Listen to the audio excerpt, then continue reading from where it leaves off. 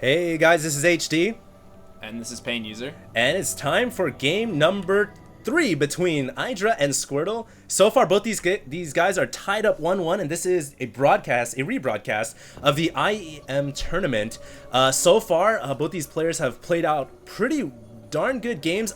Squirtle in the last game took it down pretty easily with an amazing 2 warp gate Stargate push, which I didn't even expect. I was talking to you about like juggling balls and life and Proxy pylons and philosophy, you know, Karl Marx and stuff, and then all of a sudden like a bunch of stalkers and zealots and a void ray comes in, and that was the end of the game. So I wasn't expecting that, but we're gonna go on to game 3 here, and I want to hear your predictions for this one. You know what? I don't think IdrA was expecting it either. Yeah, that's a good one. Yeah, He literally had 6 Zerglings and 2 Roaches, and his 2 Queens got caught completely off guard. And I think mainly that was just due to lack of scouting on IdrA's part. He had Speedlings. He had a few of them at his natural. He should have been sending those all over the map. But, yeah, IdrA won the first game pretty handily. Squirtle won the second game. I wouldn't say handily. I wouldn't even really say it was much of a game. I mean, it was just kind of like a fluke timing error on IdrA's part. Now here's the question: was it a fluke timing thing that It had to that IdrA just had a fluke, or was it an exploit by Squirtle?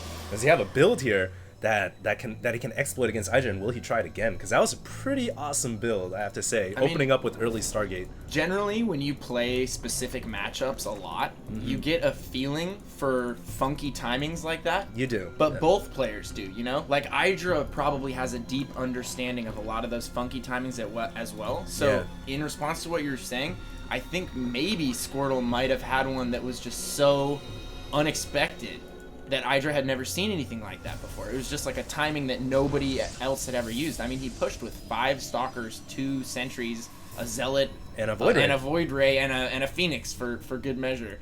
But it was able to win him the game and deny the third, so... Yeah.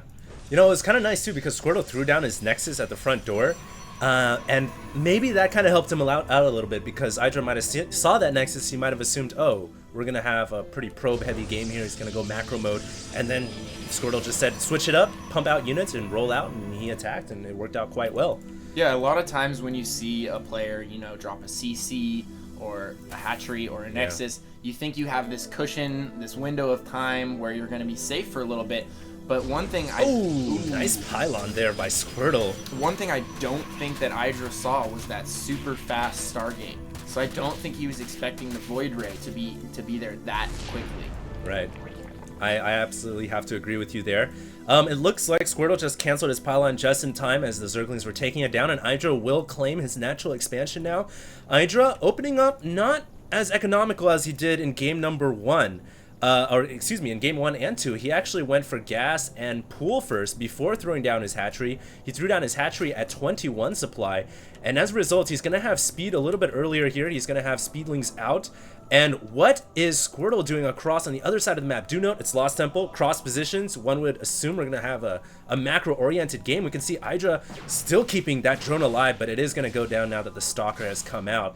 And as soon as that drone goes down, look for a building to be thrown down. We have a Stargate. Same build, same game plan for Squirtle. Yep, another Stargate, and he's probably going to do something similar, because for the last 2 games, we've seen him get out an early Void Ray, followed by a Phoenix or 2. Yeah. And I think that's largely just to take back map dominance, get rid of the Overlords, take control of sight on the map, and then also you can use the Phoenixes in conjunction with the Void Ray. If you catch like a solo queen, a wayward queen, or like a wayward drone or something, you can always pick it up with one of the Phoenixes and have the Void Ray shoot it while it's in the air, and a queen can't defend itself while it's in the air, obviously. I get so mad when a Protoss picks up my queens and my stuff. I just get so mad. I just wish that a Zergling could leap up in the air and like take out that Phoenix. We can see here IdrA is preparing to play a macro game. He's actually destroying the gold rocks. This could be really, really bad. I think IdrA is planning to play macro as he always does. He's pumping out drones. He's about to get his gold expansion down. But Squirtle has other plans here. He's going for a really powerful timing push. This is a 3 warp gate plus Stargate, and I think we're gonna see an attack pretty soon here. Note we have a pylon down here, which is kind of far away. I don't know about this pylon. Maybe we might see another pylon being placed at the Zelnaga Watchtower later on. But the question here is Squirtle going to push out an attack, or is he going to throw down a Nexus? I'm really interested to see.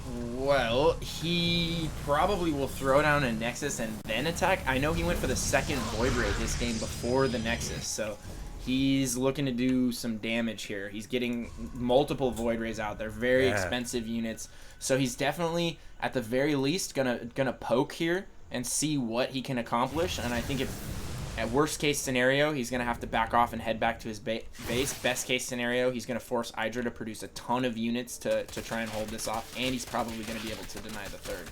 Yeah, speaking of which, IdrA's going to kill those rocks right now. Boom, down it goes. Good work, Zerglings. And IdrA's also got an Overseer around here. Oh, the Overseer's got to get out of the way. Oh, no. As soon as the Void Ray locks on, I was going to say you could say goodbye to the Overseer, but the Queen might be able to save it. Not enough energy for Transfuse, but now the Queen acts as a basically another target for the Void Ray, and it saved the Overseer. That Overseer got out of there by the skin of his tentacles. Look, it's smiling at us. You see that? It's giving us a little smirk right there. Oh, man. It's a happy Overseer, but wow, this could be the end of the entire Zerg race here. IdrA might lose this game because Squirtle's pushing out with a very large army, and he's using that proxy pylon at the south to warp in Zealots. And here comes the next attack. Is IdrA going to be able to hold on? He's making 5 Hydras. If the 5 Hydras come out, maybe he's got a chance, but there's a lot of Zealots. And ouch, Force Field. That's the nail in the coffin. Triple Force Field.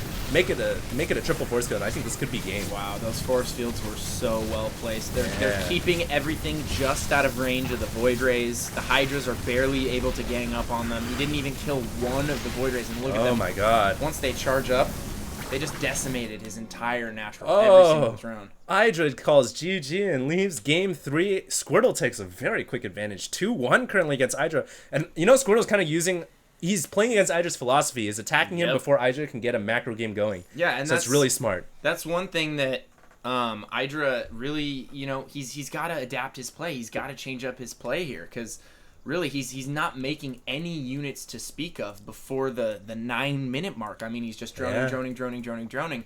And he's getting caught really off guard with these quick timing pushes that are coming from Squirtle. And I think largely it has to do with the fact that Squirtle is adding these gateways and the Stargate right before he takes his Nexus. I mean, on the American server, I'm sure IdrA's used to people doing like a 1-gate or 3-gate Nexus, get a bunch of gateway units, play passive kind of deal. But it looks like the Koreans have a very different philosophy on how to play and how to win quick. This is why I run away in fear when I play against a Korean.